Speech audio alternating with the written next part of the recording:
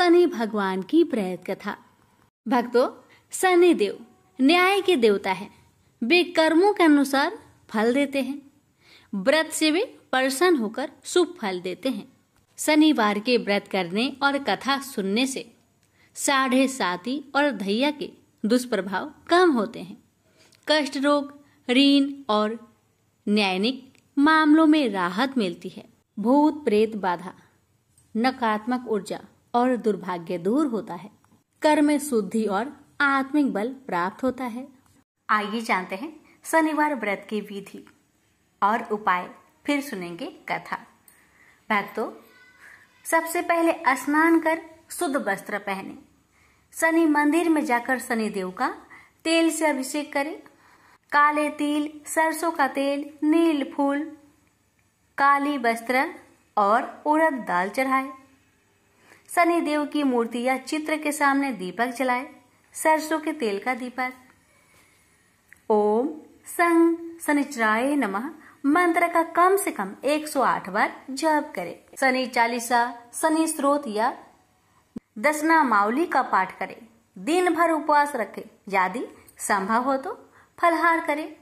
गाय को चारा, कुत्तों को रोटी, काले कुत्ते को तेल लगी रोटी खिलाना शुभ होता है।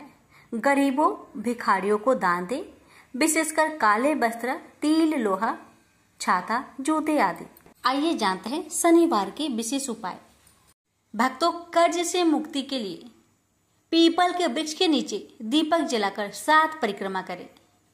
शत्रु बाधा से मुक्ति पाने के लिए शनिदेव को काले तिल व लोहे का छल्ला चढ़ाए। नौकरी या फिर व्यवसाय में रुकावट, शनि स्रोत, हनुमान जी से संबंधित भी का नियमित पाठ करें। कोर्ट केस में सफलता, शनिवार को काले कुत्ते को सरसों का तेल लगी रोटी दे। संतान बाधा को दूर करने के लिए काले घोड़े की नाल से बना छल्ला धारण करें। दुर्भाग्य के लिए हर शनिवार को पीपल के वृक्ष पर जल चढ़ाकर शनि मंत्र का जाप करें।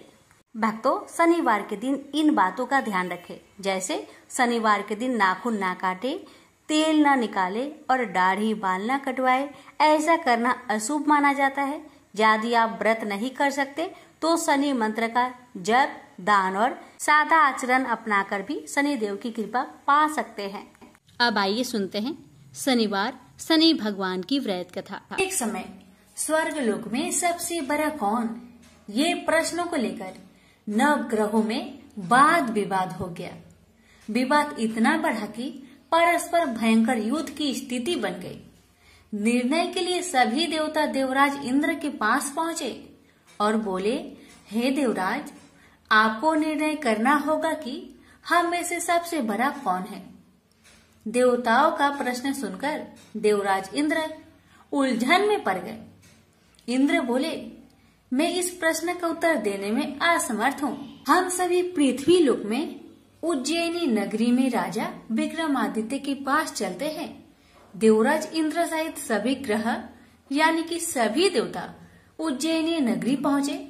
महल में पहुंचकर जब देवताओं ने उनसे अपना प्रश्न पूछा तो राजा विक्रमादित्य भी कुछ देर के लिए परेशान हो उठे, क्योंकि सभी देवता अपनी अपनी शक्तियों के कारण महान थे। किसी को भी छोटा बताना या बड़ा कह देना उनके क्रोध के प्रकोप से भयंकर हानि पहुंच सकती थी। अचानक राजा विक्रमादित्य को एक उपाय सूझा और उन्होंने विभिन्न धातुओं जैसे स्वर्ण, रजत, कांसा, ताम्र, शीशा, रांगा, जस्ता, अब्रक व लोहे के 9 आसन बनवाए। धातुओं के गुण के अनुसार सभी आसनों को एक दूसरे के पीछे रखकर उन्होंने देवताओं को अपने अपने सिंहासन पर बैठने को कहा।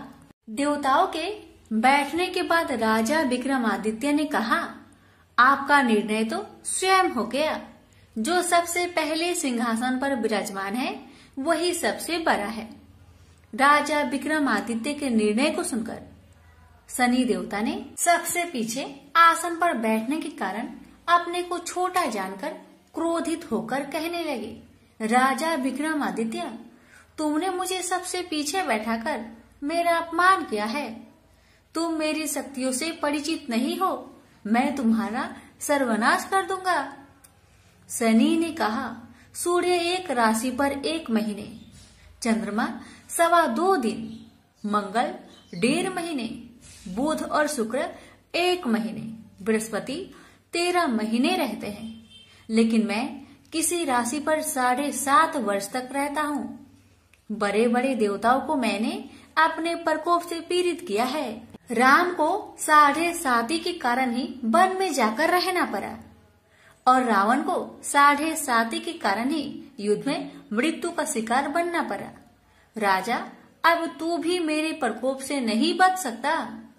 इसके बाद अन्य ग्रहों के देवता तो प्रसन्नता के साथ चले गए, परंतु शनि भगवान बड़े क्रोध के साथ वहां से विदा हुए। राजा विक्रमादित्य पहले की तरह ही न्याय करते रहे। उनके राज्य में सभी स्त्री पुरुष बहुत आनंद से जीवन यापन कर रहे थे। कुछ दिन ऐसे ही बीत गए। उधर शनि देवता अपने अपमान को भूल नहीं पाए थे। विक्रमादित्य से बदला लेने के लिए एक दिन शनि भगवान ने घोड़े के व्यापारी का रूप धारण किया और बहुत से घोड़ों के साथ उज्जैनी नगरी पहुंचे। राजा विक्रमादित्य ने राज्य में किसी घोड़े के व्यापारी की आने का समाचार सुना तो अपने अश्वपाल को कुछ घोड़े खरीदने के लिए भेजा। घोड़े बहुत कीमती थे। अश्वपाल ने जब वापस लौटकर इस संबंध में बताया तो राजा विक्रमादित्य ने स्वयं आकर एक सुंदर व शक्तिशाली घोड़े को पसंद किया। घोड़े की चाल देखने के लिए राजा उस घोड़े पर सवार हुए तो वह घोड़ा बिजली की गति से दौड़ पड़ा। तेजी से दौड़ता घोड़ा राजा को दूर एक जंगल में ले गया और फिर राजा को वहां गिराकर जंगल में कहीं गायब हो गया। राजा अपने नगर को लौटने के लिए जंगल में भटकने लगा, लेकिन उन्हें लौटने का कोई रास्ता नहीं मिला। राजा को भूख प्यास लगाई। बहुत घूमने पर उसे एक चरवाहा मिला। राजा ने उससे पानी मांगा। पानी पीकर राजा ने उस चरवाहे को अपनी अंगूठी दे दी। फिर उससे रास्ता पूछकर वह जंगल से निकलकर पास के नगर में पहुंचा। राजा ने एक सेठ की दुकान पर बैठकर कुछ देर आराम किया। उस सेठ ने राजा से बातचीत की तो राजा ने उसे बताया कि मैं उज्जैनी नगरी से आया हूँ। राजा के कुछ देर दुकान पर बैठने से सेठ जी की बहुत बिक्री हुई। सेठ ने राजा को बहुत भाग्यवान समझा और खुश होकर उसे अपने घर भोजन के लिए ले गया। सेठ के घर में सोने का एक हार खूंटी पर लटका हुआ था। राजा को उस कमरे में छोड़कर सेठ कुछ देर के लिए बाहर गया। तभी एक आश्चर्यजनक घटना घटी। राजा को देखते ही देखते सोने के उस हार को खूंटी ने निकल गई। सेठ ने कमरे में लौटकर हार को गायब देखा तो चोरी का संदेह राजा पर किया, क्योंकि उस कमरे में राजा ही अकेले बैठा था। सेठ ने अपने नौकरों से कहा कि इस परदेसी को रस्सियों से बांधकर नगर के राजा के पास ले चलो। राजा ने विक्रमादित्य से हार के बारे में पूछा तो उन्होंने बताया कि मेरे आंखों के ही सामने खूंटी ने उस हार को निगल लिया था। विक्रमादित्य की बात को सुनकर राजा बहुत क्रोध से भर गए। उन्हें लगा विक्रमादित्य झूठ कह रहे हैं, इसलिए राजा ने क्रोधित होकर चोरी करने के अपराध में विक्रमादित्य के हाथ पांव काटने के आदेश दे दिया। राजा विक्रमादित्य के हाथ पांव काटकर उसे नगर के सड़क पर छोड़ दिया गया। कुछ दिन बाद एक तेली उसे उठाकर अपने घर ले गया और उसे अपने कोल्हू पर बैठा दिया। राजा आवाज देकर बैलों को हाँकता रहता। इस तरह तेली का बैल चलता रहा और राजा को भोजन मिलता रहा। शनि देव के प्रकोप के साधे साथी पूरी होने पर वर्षा ऋतु प्रारंभ हुई। राजा विक्रमादित्य एक रात मेघ मल्हार गा रहे थे कि तभी नगर के राजा की लड़की राजकुमारी मोहिनी रथ पर सवार उस तेली के घर के पास से गुजर रही थी। उसने मेघ मल्हार सुना तो उसे बहुत अच्छा लगा और दासी को भेजकर गाने वाले को बुला लाने को कहा। दासी ने लौटकर राजकुमारी को अपंग राजा के बारे में सब कुछ बता दिया। राजकुमारी उसके मेघ मल्हार से बहुत मोहित हुई थी अतः उसने सब कुछ जानकर भी अपंग राजा से विवाह करने का निश्चय कर लिया। राजकुमारी ने अपने माता पिता से जब यह बात कही तो वे हैरान रह गए। रानी ने मोहिनी को समझाया, बेटी तेरे भाग्य में तो किसी राजा की रानी होना लिखा है, फिर तू उस अपंग से विवाह करके अपने पांव पर कुल्हाड़ी क्यों मार रही हो। राजकुमारी ने अपनी जिद्दी नहीं छोड़ी। अपनी जिद्दी पूरी करने के लिए उसने भोजन करना तक छोड़ दिया और प्राण त्याग देने का निश्चय कर लिया। आखिर राजा रानी को विवश होकर अपंग विक्रमादित्य से राजकुमारी का विवाह करना पड़ा। विवाह के बाद राजा विक्रमादित्य और राजकुमारी तेली के घर रहने लगे। उसी रात सपने में शनि भगवान ने राजा से कहा, राजा तुमने मेरा प्रकोप देख लिया, मैंने तुम्हें अपने अपमान का दंड दिया है। राजा ने शनि भगवान से हाथ जोड़कर क्षमा प्रार्थना की कि हे भगवान, आपने जितना दुख मुझे दिया अन्य किसी को ना देना। शनि भगवान ने कुछ सोचकर कहा, राजा मैं तुम्हारी प्रार्थना स्वीकार करता हूँ। जो कोई स्त्री पुरुष मेरा पूजा करेगा, शनिवार को व्रत करके मेरी व्रत कथा सुनेगा, उस पर मेरी अनुकंपा सदा बनी रहेगी। प्रातःकाल राजा विक्रमादित्य की नींद खुली तो उसने अपने हाथ पांव देखकर राजा को बहुत खुशी हुई। उसने मन ही मन शनि भगवान को प्रणाम किया। राजकुमारी भी राजा के हाथ पांव सही सलामत देखकर आश्चर्य में डूब गई। तब राजा विक्रमादित्य ने अपना परिचय देते हुए शनि भगवान की प्रकोप की सारी कहानी सुनाई। सेठ को जब इस बात का पता चला तो दौड़ता हुआ तेली के घर पहुंचा और राजा के चरणों में गिरकर क्षमा मांगने लगा। राजा ने उसे क्षमा कर दिया क्योंकि यह सब तो शनि भगवान के प्रकोप से हुआ था। सेठ राजा को अपने घर ले गया और उसे भोजन कराया। भोजन करते समय वहाँ एक अनोखी घटना घटी। सबके देखते देखते उस खुटी ने हार को उगल दिया। सेठ जी ने अपनी बेटी का विवाह भी राजा के साथ कर दिया और बहुत से स्वर्ण आभूषण धन आदि देकर राजा को विदा किया। राजा विक्रमादित्य राजकुमारी मोहिनी और सेठ के साथ उज्जैनी पहुंचे तो नगर वासियों ने हर्ष से उनका स्वागत किया। अगले दिन राजा विक्रमादित्य ने पूरे राज्य में घोषणा कराई कि शनिदेव सब देवों से सर्वश्रेष्ठ हैं। प्रत्येक स्त्री पुरुष शनिवार का उनको व्रत करे और व्रत कथा अवश्य सुने। राजा विक्रमादित्य की घोषणा से शनिदेव बहुत प्रसन्न हुए। शनिवार का व्रत करने और व्रत कथा सुनने के कारण सभी लोगों की मनोकामनाएं शनिदेव की अनुकंपा से पूरी होने लगी। सभी लोग आनंद पूर्वक रहने लगे। प्रेम से बोलिए शनि महाराज की जय। हे शनि महाराज, आपकी कथा कहने वाले, सुनने वाले, हुक्कार भरने वाले सभी भक्तों की सभी मनोकामना को पूर्ण करना, सभी की कष्टों को दूर करना। प्रेम से बोलिए शनि महाराज की जय। आप श्रवण करें शनि महाराज और ब्राह्मण की कथा। बहुत समय पहले की बात है। एक ब्राह्मण और ब्राह्मणी एक गांव में रहा करते थे।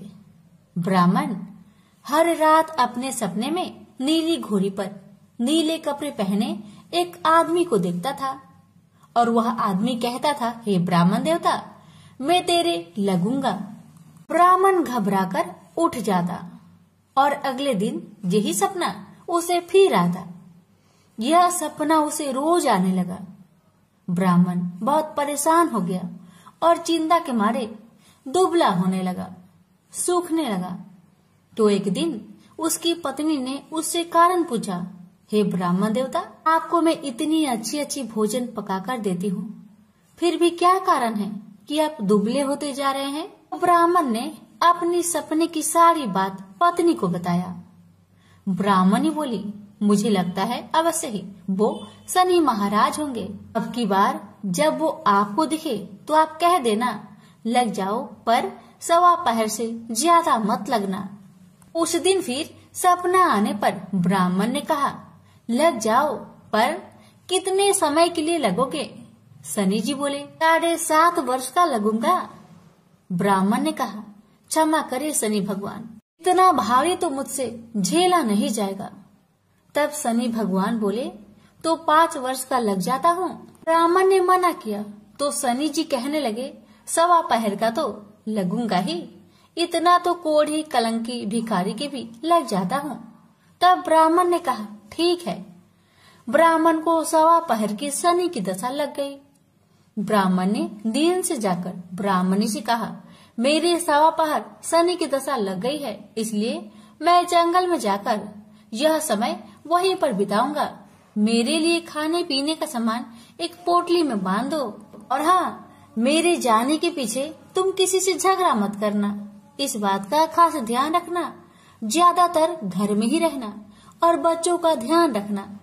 इस 1.25 पहर के समय में कोई भी गाली दे तो चुपचाप सुन लेना, बहस मत करना। यह समझाकर ब्राह्मण जंगल में चले गए। जंगल में ब्राह्मण एक पीपल के पेड़ के नीचे बैठ गए और हनुमान जी का पाठ करने लगे।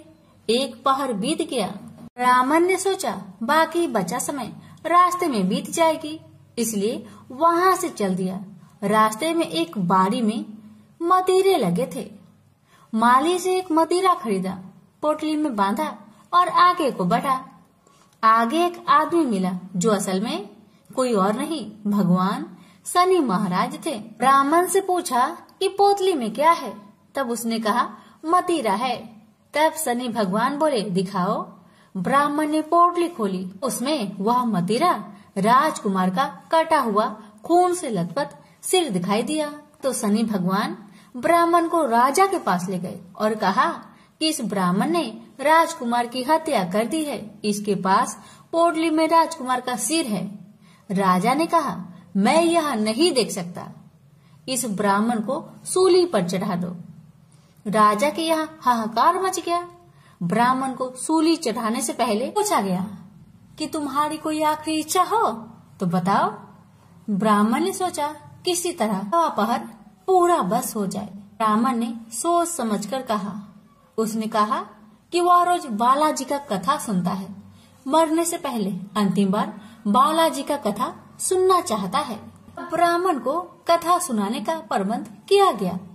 कथा कहते कहते 1.25 पहर पूरा हो गया। शनि की दशा टलते ही राजकुमार शिकार खेल कर लौटा हुआ दिखाई दिया। राजकुमार को आता देखकर राजा बहुत खुश हुआ, लेकिन उसे निर्दोष ब्राह्मण की हत्या का दोष लगने का डर सताने लगा। उसने तुरंत घोड़सवार सैनिकों को ब्राह्मण को आदर सहित ले आने के लिए भेजा। ब्राह्मण राज दरबार में आया तो राजा ने क्षमा मांगी और पोटली दिखाने के लिए कहा तो पोटली खोली तो उसमें मदिरा था। राजा ने इन सब के बारे में पूछा तो ब्राह्मण ने बताया मुझे 1.25 पहर की शनिचर की दशा लग गई थी, इस कारण यह सब तमाशा हुआ। राजा ने पूछा यह दशा कैसे टलती है? ब्राह्मण बोला राजा या सेठ के लगे तो काला हाथी या काला घोड़ा दान करे, गरीब के लगे तो पीपल की पूजा करे और बोले साचा शनिचर कहिए जाके पाओ सदा ही पढ़िए। शनि भगवान की कहानी सुने, तिल का तेल और काला उड़द दान करे, काले कुत्ते को तेल से चुपर कर रोटी खिलाए तो शनिचर की दशा उतर जाती है। राजा ने उसे मदिरा वापस दे दिया। घर आकर ब्राह्मण ने मदिरा काटा तो उसमें बीज की जगह हीरे मोती निकले। ब्राह्मणी ने पूछा यह कहाँ से लाए हैं? आप तो कह रहे थे कि शनिचर की दशा लगी है। ब्राह्मण ने कहा जब दशा लगी थी तो यह मदिरा राजकुमार का सिर बन गया था। जब शनि की दशा उतरी तो शनि भगवान निहाल कर गए। हे शनि देवता, जैसे ब्राह्मण के शनि की दशा लगी वैसे किसी का ना लगना। बोलिए प्रेम से शनि महाराज की जय।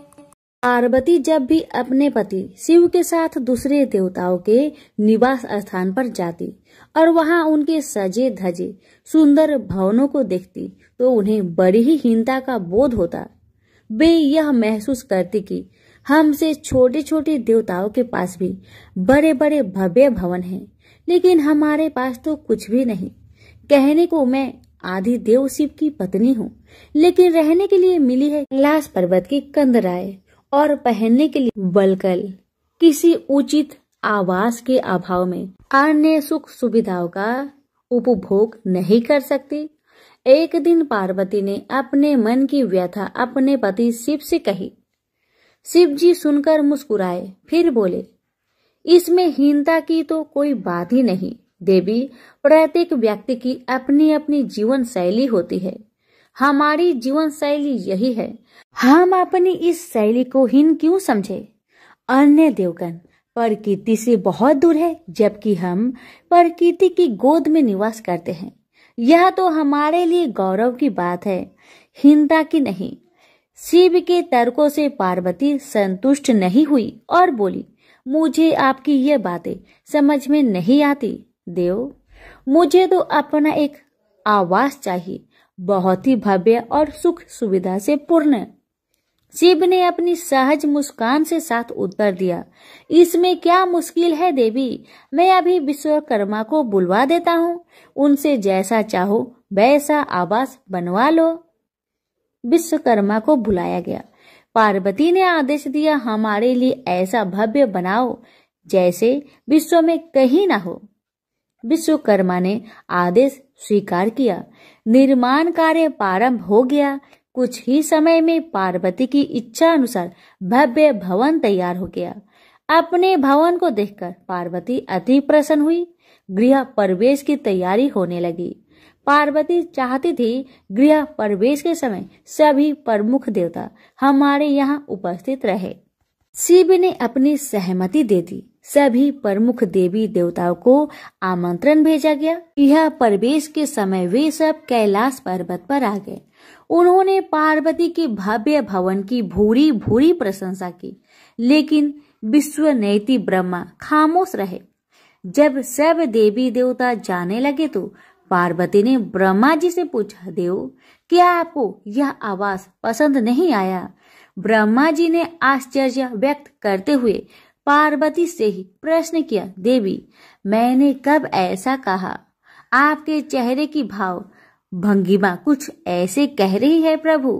पार्वती ने अपनी शंका स्पष्ट की। फिर ब्रह्मा जी को मौन देखकर पार्वती ने अपनी बात आगे बढ़ाई। तो आप कुछ संकोच कर रहे हैं, स्पष्ट कहिए क्या बात है। ब्रह्मा जी ने तनिक रुककर उत्तर दिया, देवी और तो सब ठीक है, लेकिन इस प्रसाद पर शनि की कुदृष्टि है। इतना कहकर वे वहां से चले गए। पार्वती ने ब्रह्मा जी की बात शिव को बतलाई तो वे कुछ चिंता में पड़ गए। पार्वती ने पूछा, प्रभु शनि की दृष्टि से क्या हो सकता है, यह प्रसाद जल सकता है। भगवान शिव ने उत्तर दिया, हाँ। यह सुनकर पार्वती भी चिंतित हो गई और बोली, प्रभु इसके लिए कोई उपाय कीजिए। शिव ने निराश व्यक्त की, शनि की दृष्टि को हटाना सरल नहीं है देवी। शिव का उत्तर सुनकर पार्वती आवेश में आ गई और बोली, सरल क्यों नहीं है। आप अभी शनि लोक जाइए और शनि देव से कहिए कि वह हमारे प्रसाद से अपनी कुदृष्टि हटा ले। यदि वह मान जाए तो आप तत्काल उसे कोई वरदान दे दीजिएगा, और यदि न माने तो आप अपना डमरू जोर से बजा दीजिएगा। मैं स्वयं अपने प्रसाद को आग लगा दूंगी। यदि प्रसाद को जलना ही है तो यह मेरे हाथों से जलेगा, शनि की कुदृष्टि से नहीं। इसके बाद मैं शनि को श्राप दूंगी। पार्वती की इच्छा अनुसार शिव शनि लोक गए। वहां शनि देव ने उनकी अभ्यर्थना की और आदर के साथ आसन पर बैठाया। आसन ग्रहण करने के बाद शिव ने अपने आने का प्रयोजन बताया। देवी पार्वती ने जो प्रसाद बनवाया है उस पर तुम्हारी कुदृष्टि है, अतः वे चाहती है कि तुम उधर से अपनी कुदृष्टि हटा लो। शनि देव ने करवध होकर निवेदन किया, आप निश्चिंत रहे देव। माता पार्वती के प्रसाद पर कुदृष्टि डालने का मैं दुस्साहस नहीं कर सकता। शनि से आश्वासन पाकर शिव प्रसन्न हो गए।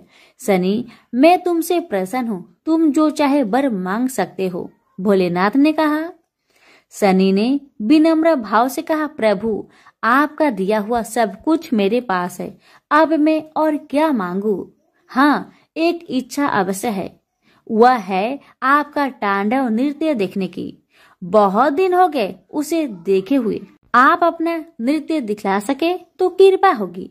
सनी का यह अनुरोध शिव को अच्छा लगा। उन्होंने तत्काल अपना डमरू उठा लिया और लगे नृत्य करने।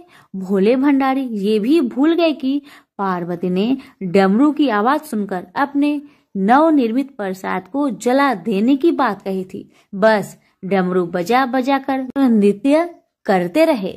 उधर पार्वती ने जब कैलाश पर डमरू की ध्वनि सुनी तो उन्होंने सोचा कि शनि ने अपने कुदृष्टि हटाना अस्वीकार कर दिया है, अतः वे बहुत दुखी हुई। उन्हें लगा कि यदि मैं तत्काल अपने नवनिर्मित आवाज को आग लगा दूंगी तो वह शनि की कुदृष्टि से बच जाएगा।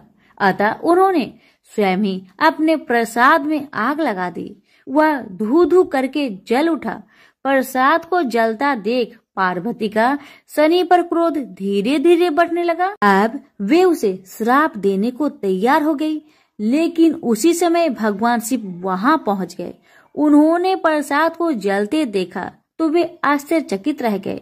उनकी समझ में ही नहीं आया कि यह कैसे हो गया। फिर अचानक उन्हें सब कुछ स्मरण हो गया। अपनी भूल का उन्हें एहसास हुआ। उन्होंने पार्वती को सब कुछ सुनाया। सच्चाई जानकर पार्वती को भी अपनी जल्दबाजी पर दुख हुआ। अब शनि को श्राप देने का कोई अर्थ नहीं था। प्रत्यक्ष उसका कहीं कोई अपराध नहीं था। फिर भी पार्वती और शिव को यह लग रहा था कि यह सब हुआ शनि की कुदृष्टि से ही, लेकिन स्थिति को देखते हुए वे दोषी नहीं ठहरा सकते। प्रेम से बोलिए शनि महाराज की जय। उमापति शंकर भगवान की जय। पिपलाद और शनि भगवान की कथा। जो भी इनकी कथा को सच्चे मन से श्रवण करेगा उसकी सारी दुख तकलीफ समाप्त हो जाएगी। कहते हैं कि किसी पर शनि की 6.5 होती है तो विद्वानों द्वारा कहा जाता है कि आप पीपल वृक्ष की पूजा करें। आखिर इसके पीछे का कारण क्या है? आइए इस रहस्य को जानते हैं। पिपलाद ऋषि का नाम आप सभी ने सुना होगा। वह महर्षि दधीचि के पुत्र थे। महर्षि दधीचि जिन्होंने अपनी हड्डियों का दान कर दी थी, जिससे इंद्र का वज्र बनाकर और वृतासुर का संहार संभव हो पाया था। यह घटना ब्रह्म पुराण की है। शमशान में जो महर्षि दधीचि के मांस पिंड का दाह संस्कार हो रहा था तो उनकी पत्नी अपने पति का वियोग सहन न कर पाई और पास में स्थित पीपल के वृक्ष की कोटर में जो जड़ों के कारण एक गड्ढा बन जाता है, उसमें अपने 3 वर्ष के बालक को रखकर स्वयं चीता पर सती हो गई। इस प्रकार महर्षि दधीचि और उनकी पत्नी का बलिदान हो गया। किंतु पीपल की कोटर में रखा बालक भूख प्यास से तड़पने लगा और चिल्लाने लगा। जब कोई वस्तु से नहीं मिली तो कोटर में गिरे हुए पीपल के फल खाकर वह बड़ा होने लगा। एक दिन देव ऋषि नारद वहां से गुजर रहे थे। नारद जी ने पीपल की कोटर में बालक को देखकर उससे उसका परिचय पूछा। बालक ने अपना परिचय दिया और बताया कि मैं नहीं जानता कि मैं कौन हूँ। नारद ने पूछा, तुम्हारा जनक कौन है? तब बालक भी उसी तरह का उत्तर दिया कि वह नहीं जानता कि उसके जनक कौन है। तब नारद जी ने अपना ध्यान धरकर उस बच्चे के बारे में पूरी जानकारी निकाली और उसे बताया कि तुम महान दधीचि के पुत्र हो। तुम्हारे पिता की अस्थियों का वज्र बनाकर ही देवताओं ने असुरों पर विजय प्राप्त की थी। नारद ने बताया कि तुम्हारे पिता दधीचि की मृत्यु मात्र 31 वर्ष की उम्र में ही हो गई थी। बालक ने अपने पिता की अकाल मृत्यु के बारे में जानना चाहा। तब नारद जी ने बताया कि उन पर आई इस विपत्ति का कारण शनिदेव की महादशा थी। नारद जी ने उस बालक को पिपलाद नाम दिया क्योंकि वह पीपल के पत्ते और उसका गुदा खाकर बड़े हुए थे। उसके बाद नारद जी ने उसे दीक्षित किया। नारद जी के जाने के बाद उस बालक ने, जिसका नाम पिपलाद था, ब्रह्मा जी की घोर तपस्या की ब्रह्मा जी ने जब बालक से वर मांगने के लिए कहा तो पिप्पलाद ने अपने दृष्टि मात्र से किसी को भी जलाने की शक्ति मांगी। ब्रह्मा जी ने उसे वरदान दे दिया। ब्रह्मा जी के वरदान के बाद पिप्पलाद ने सबसे पहले शनि देव का आह्वान किया और उन्हें अपने सामने प्रस्तुत किया। सामने पाकर उन्होंने शनि देव को भस्म करना शुरू कर दिया। शनि देव शरीर से जलने लगे। ब्रह्मांड में कोलाहल मच गया। सूर्य पुत्र शनि की रक्षा के लिए सारे देवता विफल प्रतीत हो रहे थे। सूर्य ने अपनी आंखों के सामने अपने पुत्र को जलता हुआ देखा। ब्रह्मा जी उसे बचाने के लिए विनय निवेदन किया। ब्रह्मा जी ने स्वयं पिप्पलाद के सम्मुख प्रकट होकर शनि देव को छोड़ने के लिए कहा, किंतु वह तैयार न हुए। ब्रह्मा जी ने एक के बदले 2 वरदान मांगने की बात कही। अब पिप्पलाद ने खुश होकर 2 वरदान मांगे। पहला, जन्म से 5 वर्ष तक किसी भी बालक की कुंडली में शनि उसको कारक नहीं होगा। जैसे मैं अनाथ हुआ, शनि के कारण कोई और अनाथ नहीं होगा। दूसरा, उन्होंने कहा मुझे अनाथ को पीपल में शरण दी थी। जो व्यक्ति सूर्य उदय से पूर्व पीपल वृक्ष पर जल चढ़ाएगा उस पर शनि की बुरी महादशा का असर नहीं होगा। ब्रह्मा जी ने तथास्तु कहकर वरदान दिया। तब पिप्पलाद ने चलते हुए शनि को अपने ब्रह्म दंड से उसके पैरों पर आघात करते हुए मुक्त किया, जिससे शनि देव की पैर क्षतिग्रस्त हो गए और वह पहले जैसे तेजी लायक नहीं रहे। आता तभी से शनि को शनिचराय, जिसे हम आम भाषा में शनिचर कहते हैं, कहा जाता है कि रतिया शनिचरा जो धीरे धीरे चलता है वह शनिचराय आग से जलने के कारण शनि की काया काली पड़ गई। आप अक्सर किसी भी पीपल के पेड़ के नीचे शनि की काली मूर्ति जरूर देखते होंगे। उसके पीछे यही पौराणिक कारण है। जब शनि की महादशा या 7.5 चलती है जो आपके लिए अच्छी नहीं है, तो ज्ञानी जनों के पास बहुत सारे उपाय होते हैं, परंतु आम जनों को करने का एक साधारण सा उपाय मैं आपको बताती हूँ, जिसका लाभ 100% मिलता है। आपको सुबह उठना है, सूर्य उदय से पूर्व नहा धोकर पीपल के वृक्ष को जल देना है, उसके साथ चक्कर लगाने हैं और 7 चक्कर लगाने के बाद इस मंत्र को हिंदी में बोलना है। आपको कहना है कि जिस तरह से आपने पिप्पलाद ऋषि की रक्षा की थी, ठीक उसी तरह मेरी भी रक्षा करें, और आप पाएंगे कि कुछ ही दिनों में आपकी जिंदगी में शनि के बुरे प्रभाव कम होते जा रहे हैं। प्रेम से बोलिए शनि भगवान की जय। हिंदू धर्म में माँ काली का प्रमुख स्थान है। काली का अर्थ है समय और काल। ऐसा माना जाता है कि उनकी उत्पत्ति समय और काल पापियों के नाश के लिए हुई थी। समय और काल से कोई भी नहीं बच सकता, यह सभी को निगल जाता है। माता पार्वती ने यह भयानक रूप पापियों के विनाश के लिए धारण किया था। माँ काली पापियों के लिए विनाश है और अपने भक्तों के लिए प्रेम से भरी हुई है। जो भी प्राणी सच्चे मन से माँ की भक्ति करता है, माँ उसे मनोवांछित फल देती है। माँ काली की कथा। एक समय दारुक नाम के पापी असुर ने ब्रह्मा जी को परेशान करने लगा। वह उन पर अत्याचार करने लगा। धार्मिक अनुष्ठान यज्ञ बंद करवा दिए गए और स्वर्गलोक को चला गया। सभी देवता विचलित होकर ब्रह्मा जी और विष्णु जी के पास सहायता मांगने के लिए चले। ब्रह्मा जी ने बताया कि दारुक का नाश सिर्फ स्त्री के हाथों से हो सकता है। सभी बड़े देवता भी उससे युद्ध में हार चुके थे। अंत में यह निश्चय किया गया कि दारुक का वध भगवान शिव की पत्नी माता पार्वती करेगी। भगवान शिव ने अपना तीसरा नेत्र खोलकर भयानक और प्रचंड महाकाली को जन्म दिया।